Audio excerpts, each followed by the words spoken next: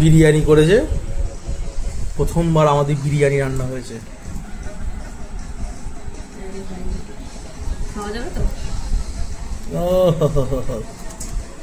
জানি না উপরে কি ছড়িয়েছে, এটা কি? গন্ধ তো ভাই দারুণ বেরিয়েছে। ভিডিওতে যারা যারা দেখছো, গন্ধ শুদ্ধ মানে একদম দুর্দান্ত হয়েছে, কিন্তু কতটা সুস্বাদু যতক্ষণ না টেস্ট করা হচ্ছে ততক্ষণ বলা যাবে। আচ্ছা, এর পাশে এটা হচ্ছে কি বলে, যেটাকে সালান বলে, মানে কাইন্ড অফ গ্রেভিটা তুলে রাখা হয়েছে। আর এইখানটাতে হচ্ছে আমাদের রায়তা।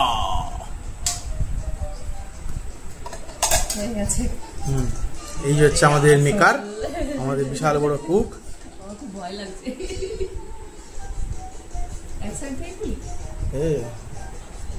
বিরিয়ানি কাটিং মাস্টার আবার কাটিং করতে এক সাইড থেকে কাটিং করছে একদম পুরো দেখে দেখে আলু।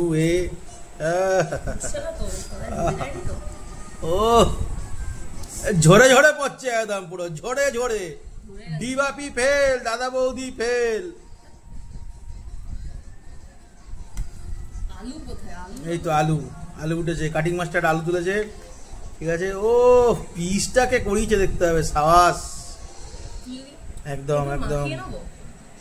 না এটা ডাল নাকি যে মাখিয়ে নেবো? আলু কেটে গেছে, সে তো ঠিক আছে, কেটে গেছে তো কেটে গেছে, এখানেই তো আছে, যা আছে ওখানেই আছে। তাই জানি না, তবে চালগুলো কিন্তু আমাদের মানে একদম যেরকম ভেবেছিলাম পুরো সেরকম পারফেক্ট বিরিয়ানি রাইস। ইন্ডিয়া গেটের চাল, ইন্ডিয়া গেটের চাল, এমনি এমনি ওয়ার্ল্ডের নাম্বার 1 হয়নি ভাই। আর নাও আর রং হতে হবে। সেই একটা চর্বি নিয়ে আসা হয়েছিল, মানে আমরা অ্যাসাম্পশন করেছিলাম যে চর্বিটা হয়তো গলে যাবে, কিন্তু আমাদের অ্যান্টিসিপেটেশন ভুল, চর্বিটা গলেনি।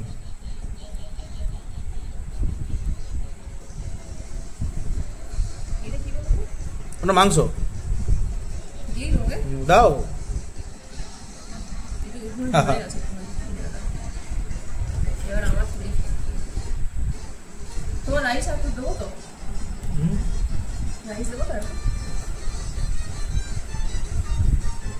রাইস খেলে নেবো পরে।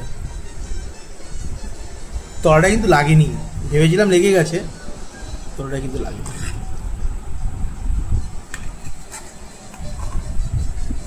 যাই হোক, শাশুড়ি বলে কথা একটা, মানে তার তার জ্ঞানের একটা আলাদা মর্যাদা আছে। আরে চাটুর ওপর বসিয়ে করা, তোমাকে বললাম না যে মা চাটুর ওপর বসিয়ে করেছিল দমটা।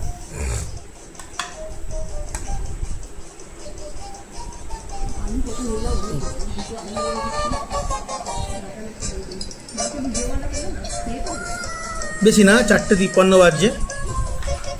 এই মুহূর্তে আমরা আমাদের নধর শরীরগুলোকে নিয়ে এসেছি, কাজকর্ম সমস্ত কিছু বাড়ির কমপ্লিট করে রবিবারের আমাদের এখন লাঞ্চ চলছে, মধ্যাহ্ন ভোজন।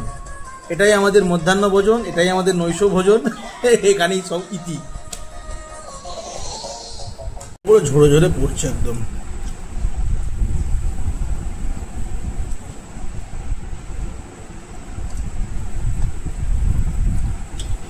এগুলো মাংস